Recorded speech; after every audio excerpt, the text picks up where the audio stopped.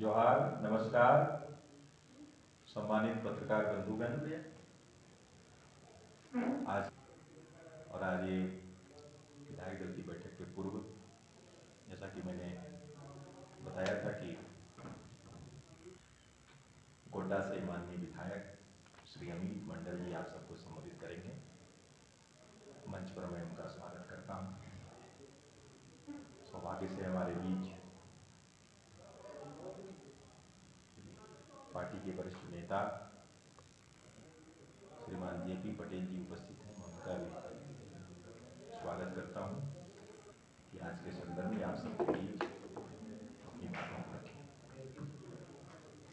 सबसे बड़ा सवाल है कि सरकार जेपीएससी और जेएसएससी में हो रही धांधली और सीटों के बंदरबाट को लेकर क्या कर रही है। क्या सरकार अपने मंत्रालय में या अपने पदाधिकारियों तक एसआईटी की जांच को ले जाएगी या फिर एजेंसीज को तक ही इसका दायरा को सीमित करके जांच को बंद कर दिया जाएगा। इसीलिए हम लोगों ने पिछले सत्र में भी ये मांग की थी कि इन सब चीज़ों की सीबीआई जांच होनी चाहिए। और सीबीआई जांच इसलिए होनी चाहिए क्योंकि एजेंसीज, ब्लैकलिस्टेड एजेंसीज, सरकार यहाँ पर एग्जाम्स कंडक्ट करा रही है, चाहे वो बिन्सेस हो, चाहे वो आईसीएन हो, चाहे वो सतवत इन्फोसोल हो, सारी की सारी कंपनियां ब्लैकलिस्टेड है। ब्लैकलिस्टेड कंपनियां सीटों को बेच रही है, बाहरी लोग इस सीटों को खरीद रहे हैं। खतियानी नीति बना रही है जिससे सारी बाहरियों को नौकरी देने का रास्ता खोल रही है। अब पता नहीं किस प्रकार की ये स्थानीय नीति सरकार खतियानी नीति बना रही है कि एक तरफ से नौकरियां घुसाए और दूसरी तरफ से बाहरियों का एंट्रेंस चालू। यही इस सरकार में देखा जा रहा है और हालिया दिनों में जो नियुक्तियां हुई है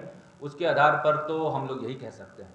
मेरे पास प्रेस की कटिंग है जो मैंने फेसबुक के माध्यम से उठाया है, जो 2019 का है। और 2019 में मैं हेमंत जी का एक स्टेटमेंट पढ़ रहा था और हेमंत जी का स्टेटमेंट आया था कि 3rd 4th ग्रेड की नौकरियों में स्थानीय को हम लोग यहाँ पर नियुक्ति देंगे। ये हेमंत सोरेन जी का उस समय का कटिंग है जब वो चुनाव में जा रहे थे और चुनावी एजेंडा उन्होंने बनाया था स्थानीयता को लेकर कि हम लोग स्थानीय को प्राथमिकता देंगे और 3rd 4th ग्रेड एम्प्लॉयमेंट में स्थानीय को ही नौकरी मिलेगी। ये हेमंत सोरेन जी का ही स्टेटमेंट था जो मैं आपके समक्ष रख रहा हूँ। कालांतर में आपको भी पता है कि युवा इस बात से, सरकार की इस झूठी वादे से प्रभावित हुए और कोई ये सख्त सुविधा नहीं है इसमें मुझे बोलने में कि उसके बाद जेएमएम की सरकार इस मुद्दे पर बनी थी। लेकिन आज की डेट में जेएमएम की सरकार उलट इसके तमाम नियुक्तियां निकाल रही है, तमाम नियोजन नीति बना रही है।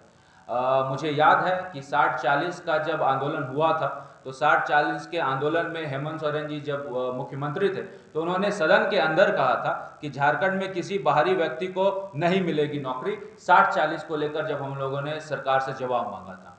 ये तो ओपन फोरम में है, पब्लिक फोरम में है और विधानसभा के पटल में भी चीज़ें रिकॉर्डेड है। लेकिन बावजूद इसके हालिया दिनों में जो आप नियुक्तियां देख रहे हैं जो कि नगर विकास विभाग से जेई की हुई, उसमें आप देखेंगे तो आपको भी पता है और हर जगह इस चीज़ को फेसबुक के माध्यम से पार्टी ने भी प्रचार किया है और हमारे नेताओं ने भी इस चीज़ को कहा कि किस प्रकार से 70% से ज़्यादा लोग बाहरी जो है इस नियुक्ति में शामिल होकर नियुक्ति पत्र ले रहे हैं। ये मेरे पास आंकड़ा है, ये आपके पास भी उपलब्ध होगा।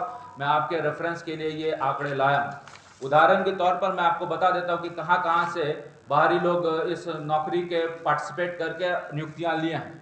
अब आप देखिए कि हमीरपुर उत्तर प्रदेश, फिर आप देखिए सीतामढ़ी बिहार, फिर देखिए सिवान बिहार, फिर देखिए आप नालंदा बिहार, फिर देखिए आप बरेच उत्तर प्रदेश, फिर देखिए बलिया उत्तर प्रदेश, फिर आप देखिए कि पूर्णिया बिहार, मतलब तमाम कोने से, बंगाल, बानकुड़ा बंगाल, फिर आप देखिए बस्तर उत्तर प्रदेश, तमाम ऐसे जगह हैं जहां से लोग यहां पर आके अप्लाई कर रहे हैं और नौकरियां ले जा रहे हैं। और एक ही जगह ये सीमित नहीं है कि बिहार राज्य, उत्तर प्रदेश, बंगाल, हिमाचल प्रदेश, तमिलनाडु, इवन तमिलनाडु से लोग आके यहाँ पर नौकरी ले जा रहे हैं। और 1-2 की बात होती तो हम लोगों को समझ में आता है, 70% एंड अबव अगर सरकारी नौकरियां बाहरी ले जाएंगे तो किस प्रकार से हम सरकार की जो वादा उन्होंने किया था कि स्थानीयता को हम प्राथमिकता देंगे उस पर वो अमल कर रही है, सोचने का विषय है।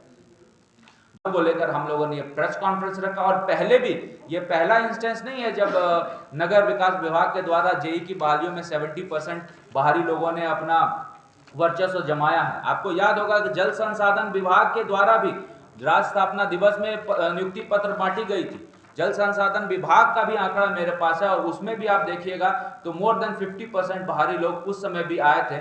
इसको विधानसभा के अंदर भी हम लोगों ने सरकार से सवाल पूछने का काम किया था। सरकार उस समय भी बैकफुट में थे और सरकार ने एश्योर किया था कि आने वाले दिन में बाहरी युवाओं के लिए हम कुछ ऐसा सोचेंगे, नियमावली बनाएंगे जिसके कारण उनका जो है स्थानीय युवाओं को प्राथमिकता मिलेगी। लेकिन सरकार ने इस 4 साल में कोई काम नहीं किया और 4 साल में कोई काम करने का, ये नहीं काम करने का ये नतीजा है कि आज की डेट में यहाँ के युवाओं का हक मारा गया। और इस हक की लड़ाई के लिए भारतीय जनता पार्टी सड़क से सदन तक तैयार है। मुझे लगा कि आपके माध्यम से युवाओं को ये मैसेज जाना चाहिए कि 60-40 का भी जो नारा था वो हम ही लोग ने दिया था, सदन के अंदर हम ही लोग ने इस चीज को रखा था। मुझे याद है कि 1 साल पहले विधानसभा जब चल रहा था तो 60-40 का नारा हम लोगों ने रखा था और उस समय हमारी बातों को सरकार ने और सरकार के समर्थकों ने झूठा कहा था। लेकिन आज जब नगर विकास की नियुक्तियां हुई हैं तो उससे ये परिणाम वो हमारा जो नारा था वो आज की डेट में सही साबित हुआ। इसलिए ऐसी झूठी सरकार को भारतीय जनता पार्टी और यहाँ के युवा खदेड़ने का काम आने वाले चुनाव में करेंगे। आप सभी को बहुत बहुत धन्यवाद, बहुत बहुत आभार।